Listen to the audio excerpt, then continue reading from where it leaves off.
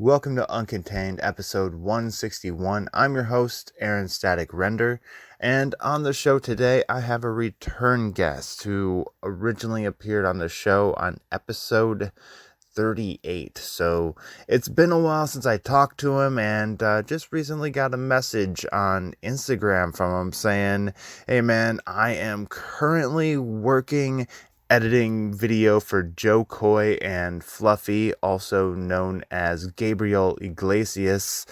Also, he's doing his own stand-up. It's comedian Chris Adams, and he's back on the show today. We have a very interesting talk, and there's a big chain of events that starts with a drunken car crash, advice from a meth head in the drunk tank, and also a lot of hard work. It's a great conversation. If you haven't checked him out recently, check him out online on his Instagram, comedian Chris Adams or comic Chris Adams. He splits those up amongst social media. And if you've been enjoying Uncontained and haven't told anybody about the show yet, please take this opportunity to do so. Text a friend, let them know.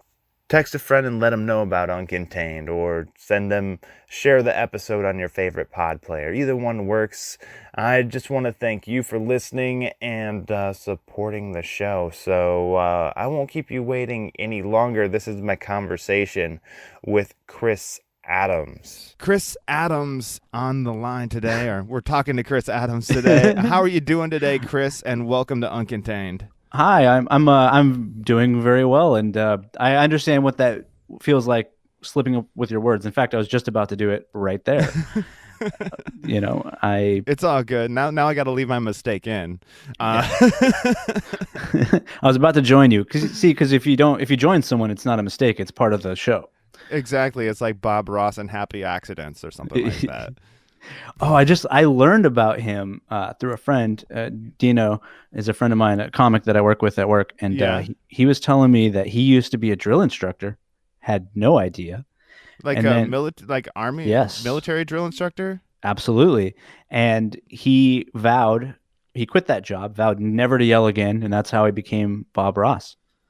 Wow. I heard something similar about Mr. Rogers though. Like I heard he was like a Navy SEAL, but then I don't think that was actually true, or a Marine or something like that.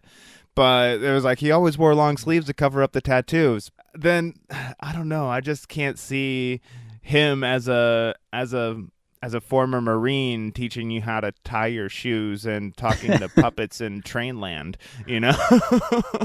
I mean, maybe a switch flipped and then he became the other guy. I mean, you never know. Maybe it's how he dealt with PTSD. I don't know. Maybe. Yeah, but he was, Mr. Rogers was great because he single-handedly saved NPR. So without him, there wouldn't be Whispers. Or no, PBS. Without him, there wouldn't be so many great shows on TV that I used to grow up watching. So yeah, and or Bob Ross. Then he was on PBS as well. So I did not know that about Bob Ross, though. A military, like a drill instructor, huh? Yeah. Well, this is secondhand information, so I didn't look it up myself, but I trust this guy that he's a comic. He probably got it from the internet, and the internet never lies. So we're good. We're verified. Yeah.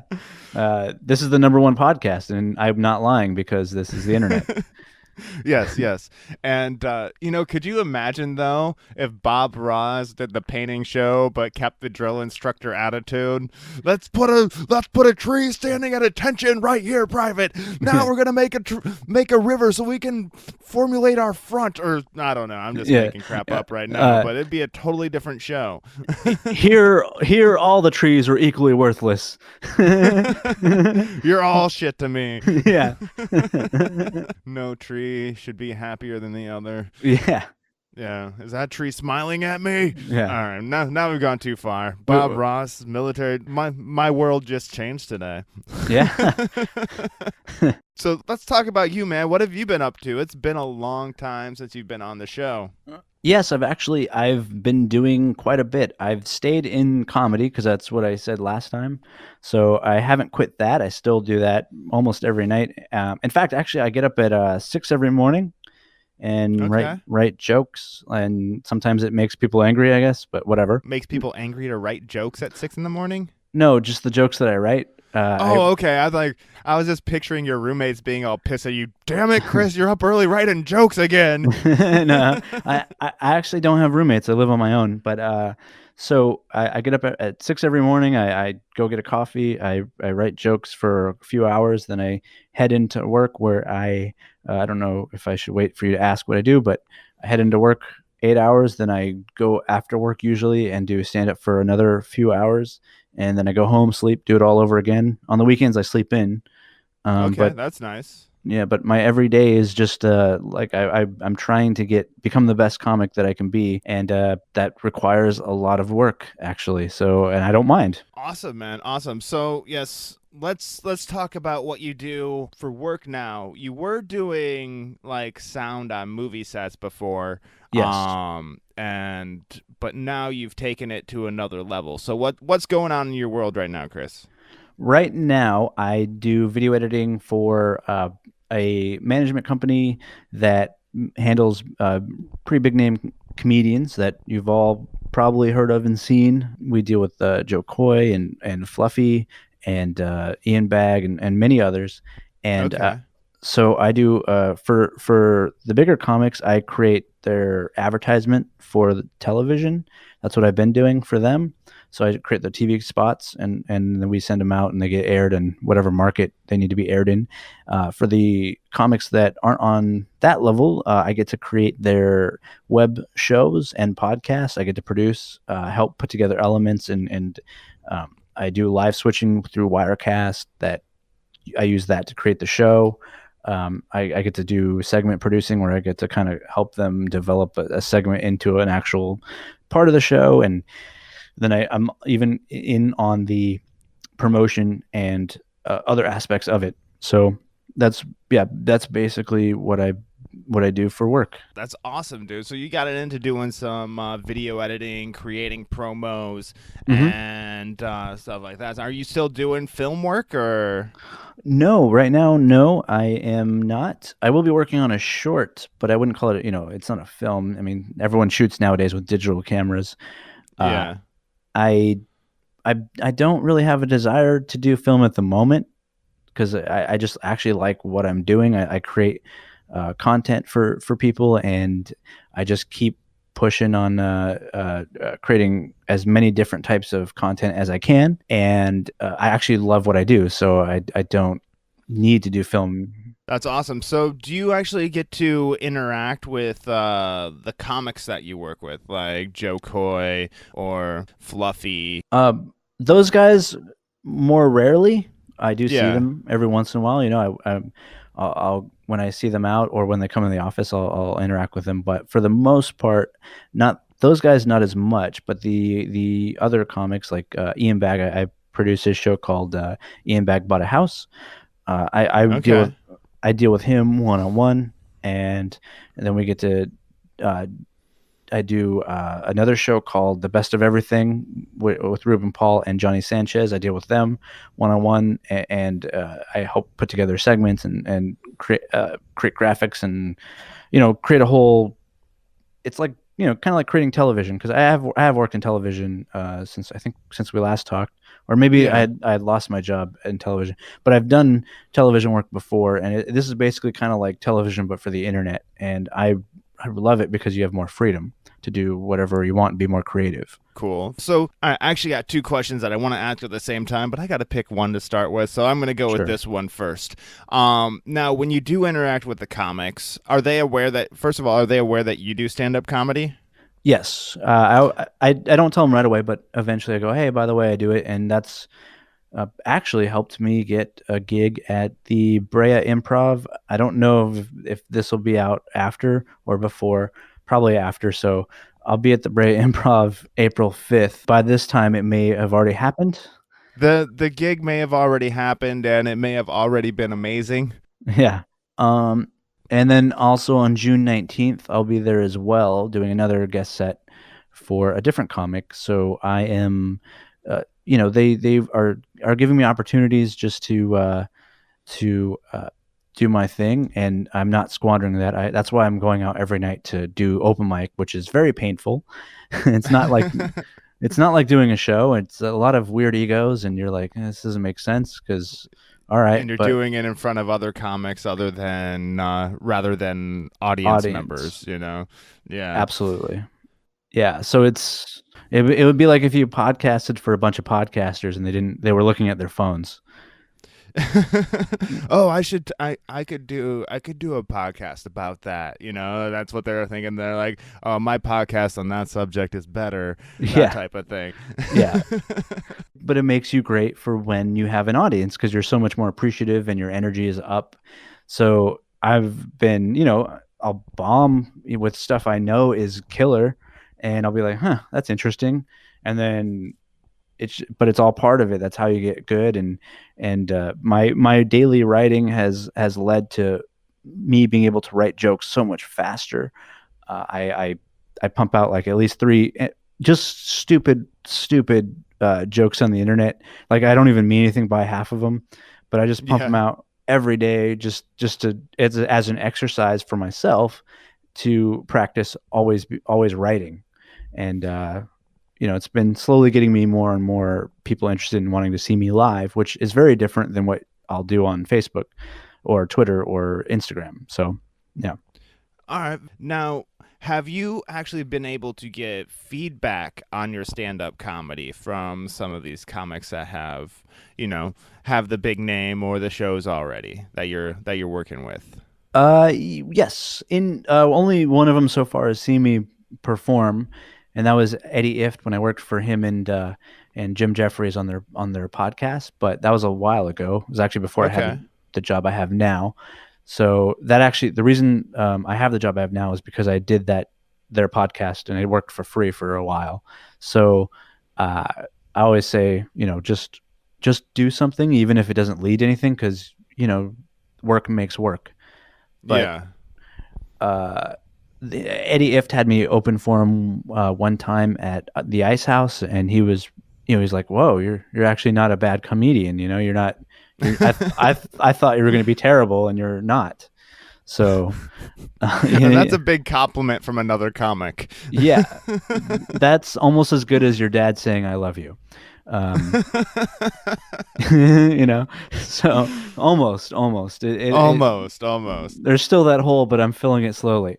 But so yeah, I performed in front of him, and he was like, "Oh, okay, all right." And then I haven't done that many gigs since, but that's why I'm again preparing for this Brea show that's coming up in a week, because I want to make sure every time I do a good show or like a show that's packed with real people that I do my absolute best. I want to be at my top peak performance, because it's kind of like your job interview, for any other job.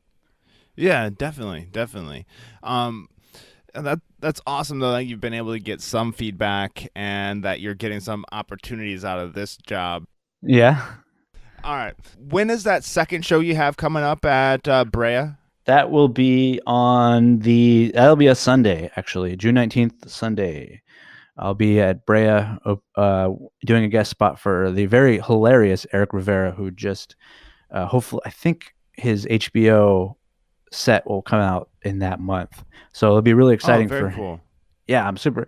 He actually hired me to do behind the scenes for him, behind the scenes shooting to make a promo for that HBO thing coming out. So I edited something quick for him, and I met him through this job actually, just because he knows some of the comics that we were working with. So it's you get an opportunity wherever you can. You just work for. I always say yes to working with anybody because I just want to work, basically.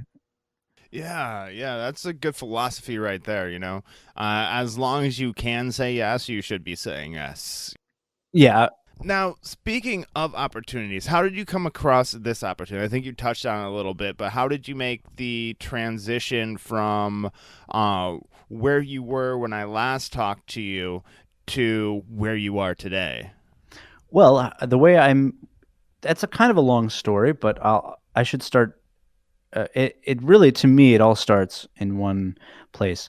So I was doing stand-up in Long Beach, California, which is pretty. It's not far from LA, but it's so far that it might as well be another state. Okay. And I met a friend in comedy, and we ended up clicking on because we both were trying to do filmmaking. So Yeah. he needed a roommate and I needed a place to live, and I ended up rooming with this guy.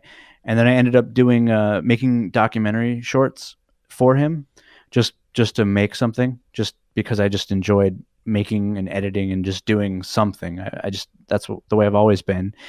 And it turns out he came one day and said, "Hey, I got this project. Would you edit it?" And I was like, "Well, yeah, sure. I like working with you, no problem." And he hands me the footage, and it's Chris Rock in London. I didn't know it at the time, but he was writing for him on his show. So, and then he ended Wow. up going on tour with them. So he took he got a bunch of footage with a camera, and then asked me if I could just edit it, just to do it. And I did, and Chris Rock liked it, and then ended up getting paid to edit for him. And because of that one job, that's how I got the gig with Eddie Ifft and Jim Jeffries, where I edited for their podcast, working for free for at least a year, I think maybe 2. But I was just, like I said, I was just happy to be there. I was still working a day job, and I was just doing whatever I could to be able to stay awake, because it was late at night when they did their podcast, and I worked super early in the morning at like 5. Sometimes I get up at 4 just to get to a coffee shop, and Wow. then at night I'd be out till like 1 or 2, just doing. So I didn't sleep much, but thank God I worked at a coffee shop, so it kept me going. Um, and then after that went away, I just worked in any job I could get. And then one day, when I needed it the most, this is when I was about to be completely broke, I thought. And one night I drank myself stupid because I was an idiot, and I crashed my car, and my car caught Oh, fire. damn. This is after or this is actually, I think, before or after I was working on one of the films I told you about. And luckily I was saved by the cop, so everything kind of worked out. I got a DUI for sure that night, obviously. There's no And hiding that one. No hiding no, that you one. can't go, whoops, I didn't know. It was obvious that I was drunk, but I was alive. And like a month or 2 later, Eddie called me and said, "Hey, my manager needs an editor, and you're really good. You like to work just to work. Would you like to do it? It doesn't pay that much, but if you work really hard, you'll make you can increase your salary." And I was like, absolutely, an opportunity to work full time and with comedians, yes. So Right on. because of all this work I did for either little money or even free, it eventually led to the job that I have now. Basically, it was just a series of doors opening, saying yes to the right things, meeting the right people, networking, and Mm. a long series of doors opening, and also a fiery car crash.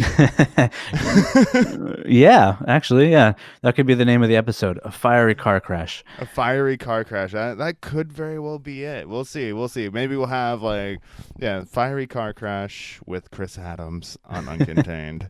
That has a ring to it, my friend. It has a ring to it.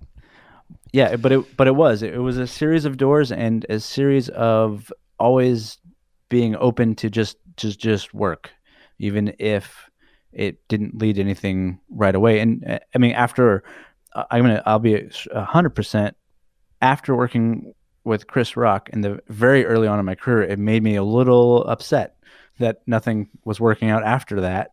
And for a long time I was pretty like, oh man, I thought I was a good editor. I couldn't even get editing work.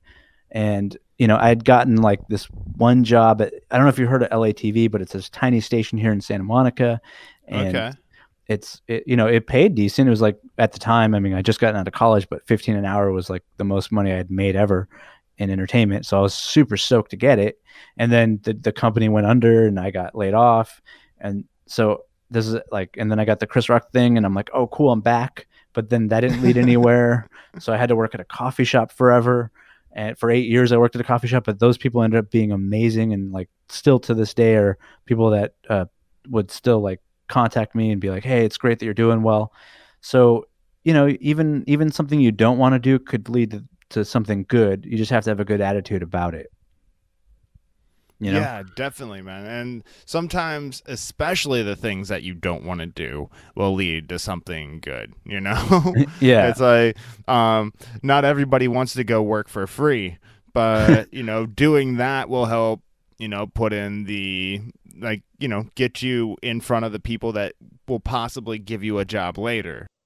Yeah, absolutely. And also the way entertainment works is nobody's just going to take a gamble on you if you're unknown, if you're an unknown quantity. So yeah. you kind of have I've to. never heard of you. Let's edit this Hollywood blockbuster movie. Yeah, no one's just going to hand you that. But if you do work for somebody and they like you and they like your work ethic and you prove yourself over, I think it just takes a long time. Like I always said, it took me about 15 years to really get an entry level job in entertainment, but now it's working out much better. Yeah. But it's you just have to swallow your pride because it's just part of it. Everyone does it, unless you're one of the lucky like 5 people that your uncle is like Steven Spielberg. But if other than that guy, like everyone else has to really just work like crazy just to even get an opportunity. And nepotism is a bitch, Yes, but I will say this: it is, but. My boss is a huge inspiration to me right now. He started this company that he has out of his garage in Bakersfield, and now and now he has big comedians there's 3 Netflix shows on the air that they're producing, and I'm not part of those, but again, 3 of them right now, like 2 specials and an actual show that's coming out. So he's someone that's an inspiration because he came from Bakersfield, no connections to the business, but he works his butt off. And I'm like, well, that's how you do it. You work hard and you just have a good attitude, and people I think will be drawn to you, and they can see the gears grinding in your head, and they can go, I want to work with that guy. He may not have something now, but he's got that spark. So, And, it goes to show that you don't have to have that connection to get to where you want to go, as long as, you do the work and speaking and create something on your own too. That always helps. And speaking of creating something on your own, how do you like this transition right here? We were talking a little bit before we started recording, and you're talking about possibly creating something on your own. What do you have in store here?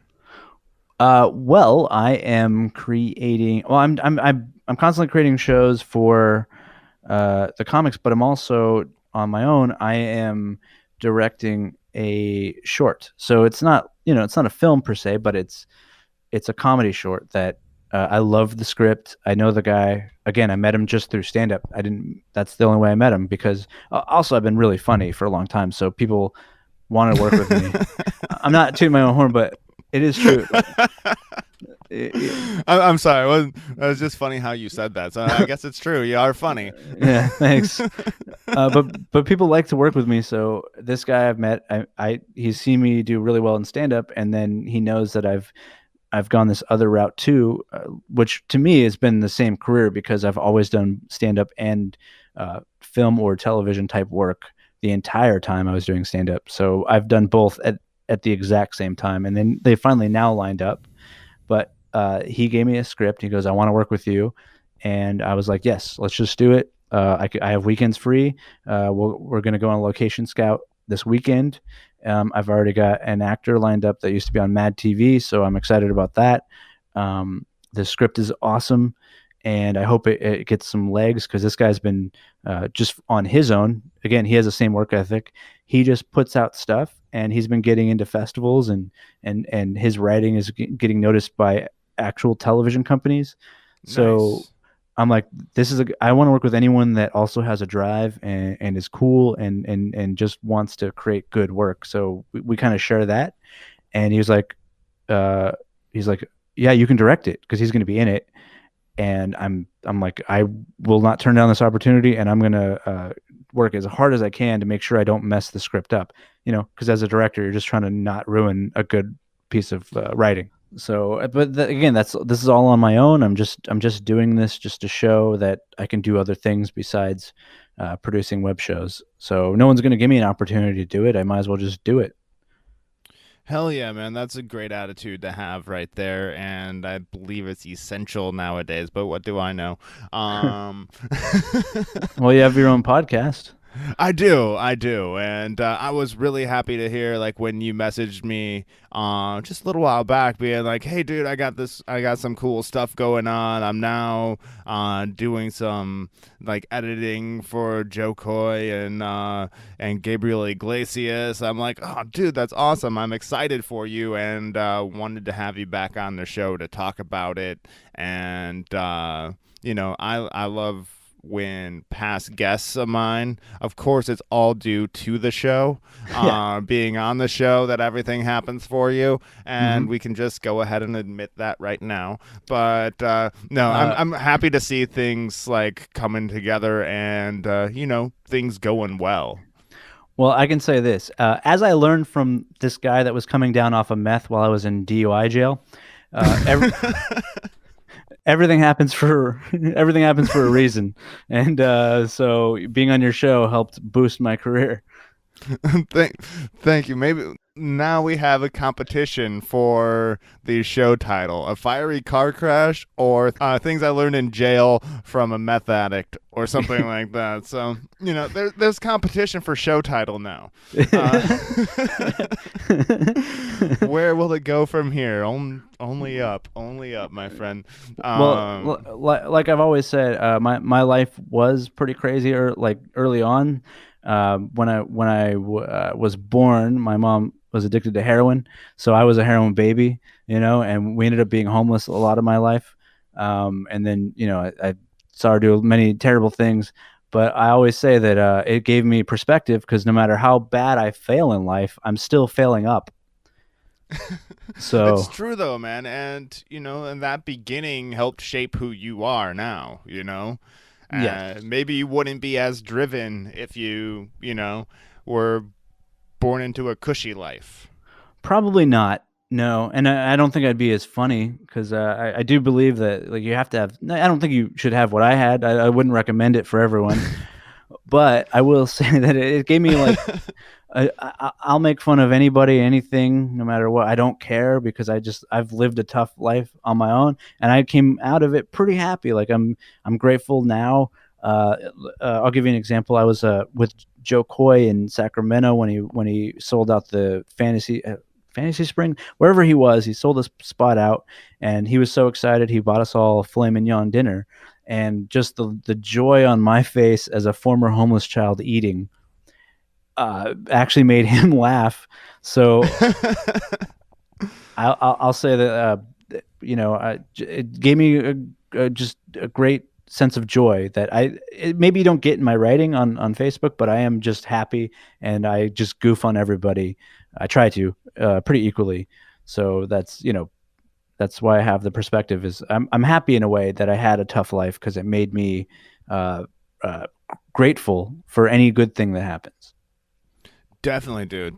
And if you're gonna rip on somebody, you gotta rip on everybody. That's the way I look at it, and also rip on yourself at the same time. Yeah. And then they can't get mad at you for making fun of anybody, but they still will. They still do. Some people were like, "I'm unfriending you because you made fun of a homeless person." I'm like, "I was homeless. Did you not? You've never seen my act?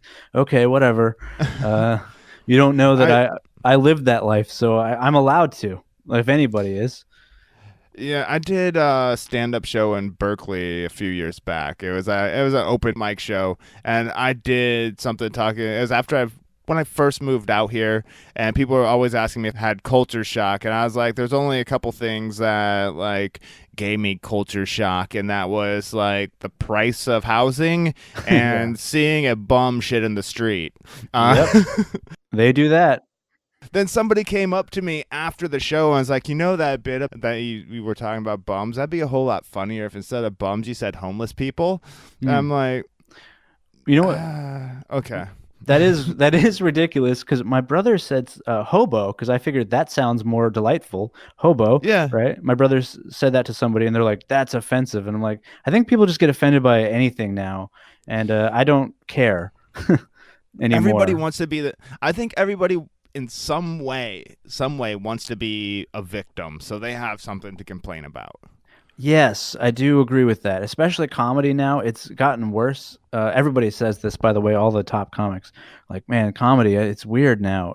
It's not just you that's noticing. Everybody's been noticing, and something is up. And I hopefully want to change that because, I like I said, I did live a tough life, so I feel like I have more carte blanche to say, whatever I'd like. And I'm not going to curse Yeah. though.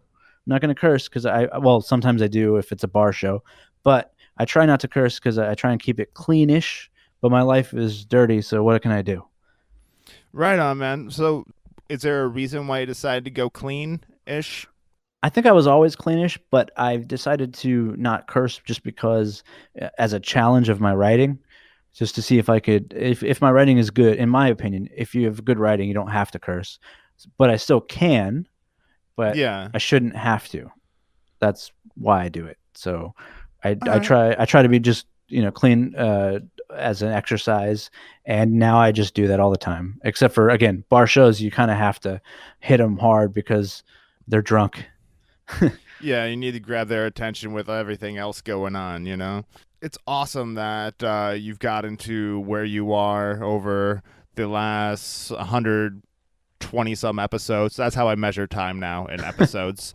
uh, Nice. but yeah, I'm happy for you. So, would you be willing to share with the uncontained audience like some advice for people who are looking to do something along the lines of what you did and move their way up in the industry or even get their foot inside the door?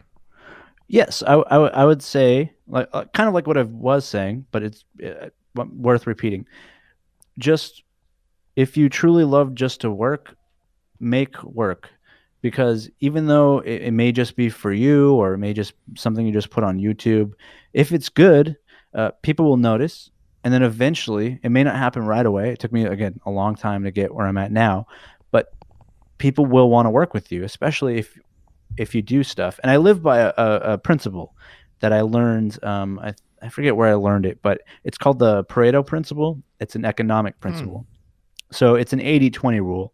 So 20% of everything you put out is going to get an 80% return on investment. But that means that 80% is just garbage, right?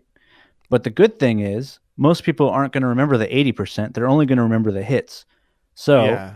in order to get to that 20% of awesome, you have to just put in so much work because art is extremely hard, and you have to just constantly be putting out and work, and that will eventually get you noticed. So just work harder than everybody else, and I guarantee you'll at least work.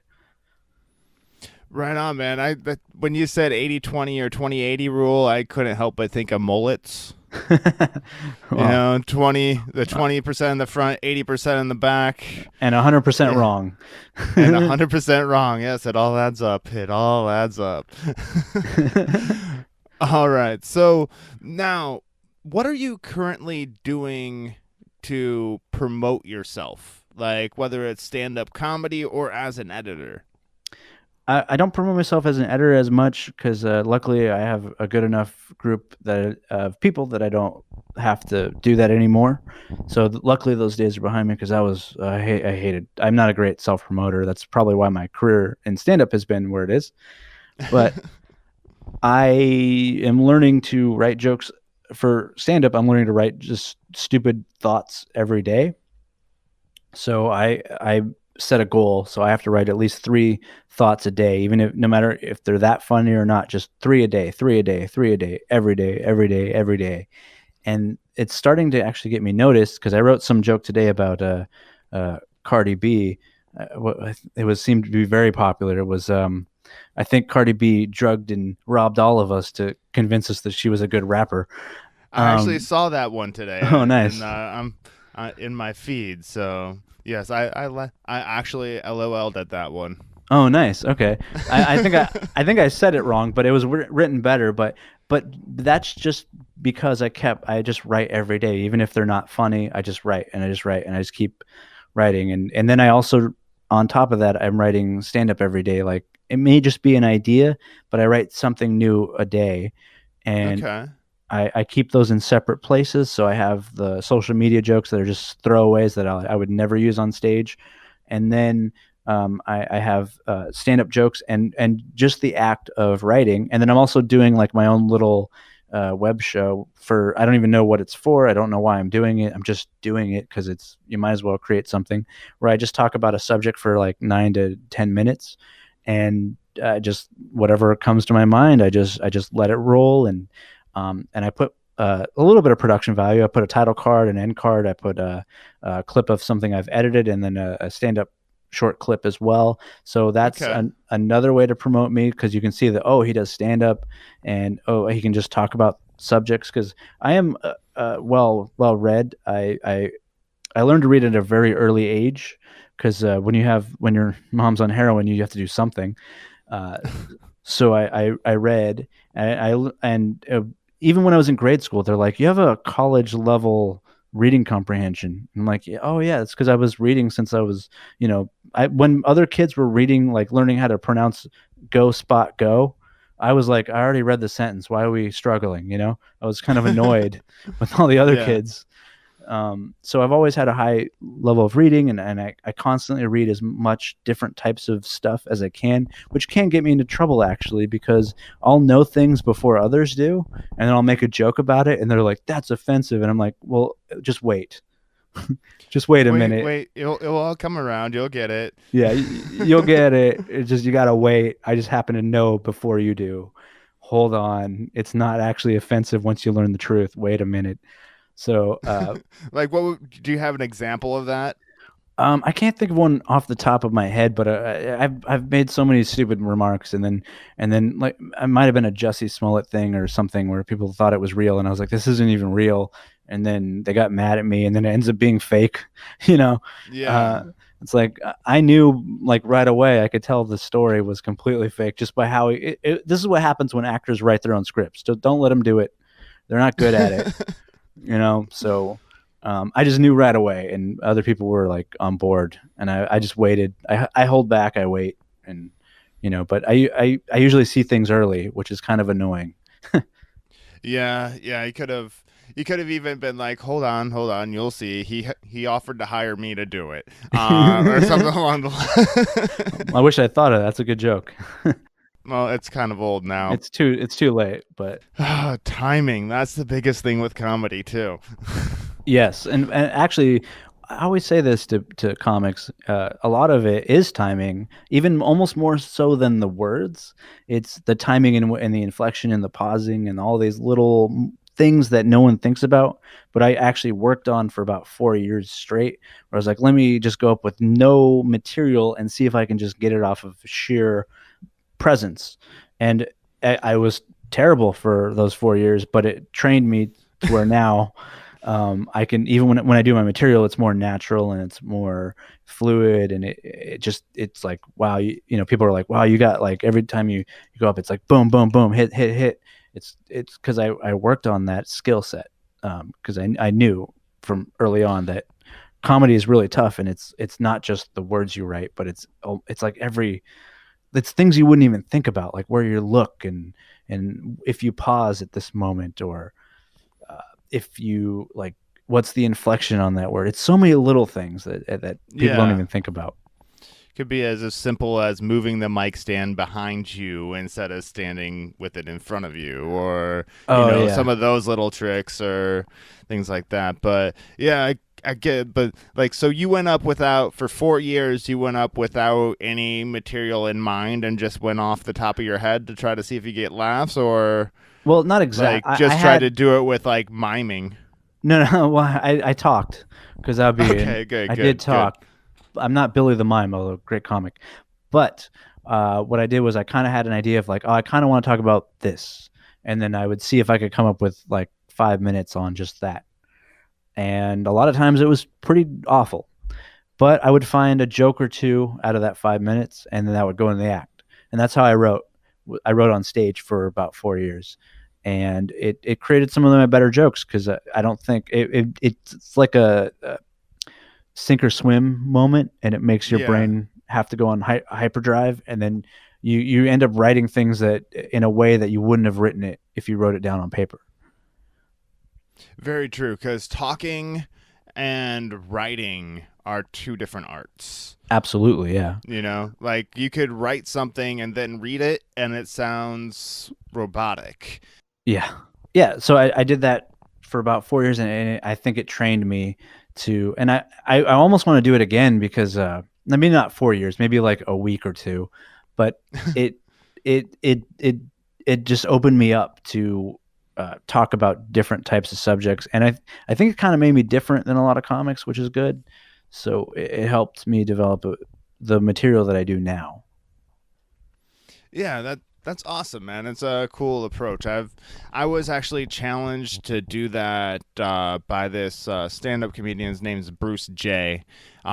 He's originally from where I'm from in Iowa, but he was out in LA. He was on the Man Show for a while. He wasn't one of the main hosts or anything, but he was a regular on the Man Show, did stand-up comedy and all that stuff. And he came up to me one day. He's like, "Hey, go up there. Don't take any, like, don't use any of your material. Just go up there and talk." And see where it goes. It actually went pretty well that time. I tried it a few other times. Sometimes it went well, sometimes it didn't. But you know, so it's kind of a surreal experience. You're probably used to it after doing it for 4 years, but going up there without anything in mind to say, you're sitting up there standing with a microphone, and then you're like, okay, let's see, what do I want to talk about? Yeah, well, I always try and have at least like an idea. And the best things to talk about are things that you have a feeling for or a passion, though, because you're going to have, what do you call it? You're going to have like actual real points of view, and that's the key. Is whatever you talk about just has to have a point of view. Like what do you truly believe, and what motivates you, and that'll usually lead to something decent, and without even having to think about it. Because if you truly believe it, you're opening yourself up to tell the truth, and that's actually the goal, I think, of comedy. Not just to be funny. You have to be funny, but you also have to say things that are true because those resonate with people. That's good advice right there, man. Now, what is a highlight or two that you would care to share with the Uncontained audience? Yeah, I actually do. So this is back when I drank. I don't drink anymore because I'm over it. And also that DUI turned my life around. It still took a while though, but I don't drink. But when I was drinking, I remember I went on stage. I was doing a theater show. I was trying to headline, but I wasn't a headliner for sure. I wasn't a headliner, but I wanted to do it anyway just to see if I could. So I did about 30 minutes, and I have this one joke where I had a beer in my hand, and I go, I turn to the audience and I go, I normally do this alone, but I want to share this guy with you. And I look into the bottle and I go, "Happiness, are you in there?" You're at the bottom, aren't you? I'm gonna get you, Happiness. If I have to drink 8 of you, I'll find, So it's just a stupid joke, but they loved it, and they still talk about it to this day. The coffee people that I hung with, because they all went to the show, and I thought I had a great time on that show. I don't think I did great, but I know that I had moments that were pretty good because they had seen me develop. So that my jokes, I didn't have enough, but yeah, so that moment is still something that they even bring up today. They're like, I remember that time I was there, and you did that joke, and it made us all die laughing. So, the happiness joke, full of sadness. Yeah, I guess that is the real reality behind it. That is kind of sad if you think about it. It is looking for happiness at the bottom of the bottle, man. Yeah. Was that? I was actually going to ask if you stopped right after the OWI, was that some of the knowledge that the meth addict passed on to you? Like, dude, you can't do drinking. You got to try this. Yeah. Oh, I'm sure he had a lot of advice. He was crazy, but yeah, but he he was interesting. You know what? I've been saying, like, going to jail, it's kind of like camp. You just can't leave, obviously, but everyone like talks to each other, and you find out, like, you meet some really interesting, cool people that maybe they're just in the wrong spot at the wrong time, got in trouble with the law. Not always bad. There was a few bad ones, but most of them are chill and like really helpful, and everyone was pretty nice. Like, I don't, it wasn't like Oz, you know. Okay, that's good. That's Yeah. good. Everyone was pretty, just people that just made a bad decision, and hopefully they don't do it again. I haven't, so. Okay, I got a question for you. This is totally off the subject, except for the fact that you mentioned camping, and well, you were talking about jail. Now, being formerly homeless, do you ever go camping? I have, yeah. I've gone to festivals where we camp, and I've also just gone to camp. I like it because now it's like there's tents and stuff. It's like I have more things. It's a lot nicer than. But I slept in a cart. When we were homeless, we were in a cart lease, so it wasn't terrible. Sometimes at crack houses or whatever, but Okay. Say that so casually. Yeah, well, it was my life, so to me, it's weird. Okay, when you go through a tough life, it doesn't feel like it's tough because it just was your life. Yeah. Like, I think people on the outside are like, "Wow, you survived all that." I'm like, "Yeah, what do you mean? It just was. I don't understand why you're freaking out." To me, that's just what happened. But anyway, so yeah, so when I go camping now, it's much nicer. I have sleeping bag, and I have a tent, and I hang with people that have a bunch of gear, so it's not the same as when I was homeless as a kid. It's way better, and and I'm with close friends, so it's like I got a community, and that's another thing. And that's another thing I should impart on people: develop a community wherever you are, whatever you're doing, because you're going to need those people. They'll help you out. You'll help them out. That's how you don't go crazy. Yeah. It's also your friends and community and everything that you're building there, also like a network too, in a way too. You know? Absolutely. So yeah, thank you, man. Thank you. So yeah, the reason I asked the like camping thing is because like camping is kind of like pretending you're homeless for a weekend, or yeah, I guess. So I was actually just curious on that one. If you're like, no, I don't do that anymore. I sleep in a bed. But all right, so I only have a couple more questions for you, Chris, and then I'll let you get on your way. But I have two more questions for you. When somebody comes and sees you do stand-up, I figure this would be easier to answer for stand-up rather than editing. But when somebody comes and sees you perform, what do you want them to remember and take away from that performance? Well, I've been thinking about that actually a lot lately. What I want from people is I would love for them to take away that no matter what you go through, you can come out positive and happy. So I do talk about darker subjects, but I also have like this happy vibe, especially now, more so now. Yeah. It's a lot easier to be happy when you're doing something you love. Exactly. But that's what I would love for people to take away is that, like, yeah, things were tough at one time, but that just means you're going to be way happier later, if you have to go through something difficult. So there is no challenge you can't get over because we're human beings and we're meant to deal with challenges, especially as guys.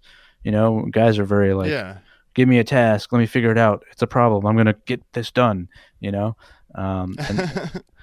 that's what I enjoy doing. And, no matter what you've been through, you can handle it.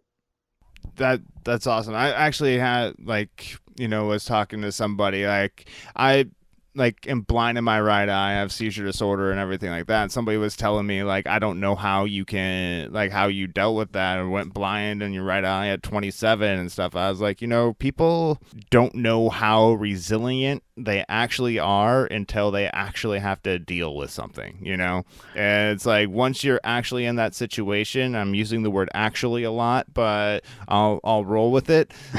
Once you're in that situation, it becomes reality, and then you okay, I can either sit in the corner, cry about it, or face it and make the best that I can out of it.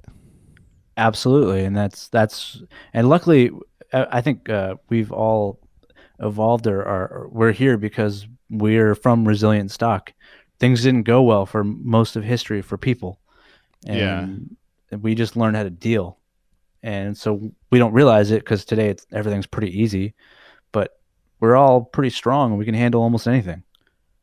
Hell yeah, man. Hell yeah. You've been handling it quite well, doing well for yourself now. I'm happy to see that you are working in the industry, doing something you love, and came back to tell me about it. And I have one final question for you before I get there. Where can people find you online, or what's your corner of the internet, Chris? I'm on Facebook under comedian Chris Adams or comic Chris Adams. Twitter, Comic Chris Adams, and Instagram, Comic Chris Adams. Also, you can go to the website that I have. I need to update it. That's my bad. I should be doing that every day, but I'm not. It's at chrisadamscomedy.net, and that has also all of my information as well. Okay, cool. I really appreciate you coming back on the show today and talking with me, sharing your experience. It's time for that one question, my friend. That final question, the title question of the show. Chris Adams, how do you live uncontained? I live uncontained by constantly putting in effort every day to always make something that I'm proud of. So, like I said, I do live by the Pareto principle, but it's even more than that. I live by a work ethic of, if I always keep creating something, I feel that's my work is my freedom. So I'm either editing something I love, or I'm performing stand-up that I love, or I'm writing stand-up early in the mornings, or I'm working on constantly trying to find even more work because I just love creating. So okay, I live uncontained by the desire to create. Nice, man. Nice. That's awesome. And sounds like you have your fingers in a lot of pies, just trying to get in wherever you can, from wanting to going to be directing, doing stand-up, doing editing, and soon you'll be able to start your own entertainment company and everything, and we'll all be working for you. Well, who knows? Maybe I could use a job. Yeah. All right, man. It's been a blast talking to you and catching up on the show today. I got that one final thing for you to do, and that is sign off the show. Chris, will you do me the honor of signing off the show tonight? Absolutely. My name is Chris Adams, and I live uncontained. And that does it for another episode of Uncontained. Thank you for listening, and thank you to Chris Adams for coming back on. And I always love catching up with past guests of the show and hearing what they're up to, what big things they're working on now, and just by sticking with their craft and putting in all that hard work, even if it does come with a car crash and advice from a meth head.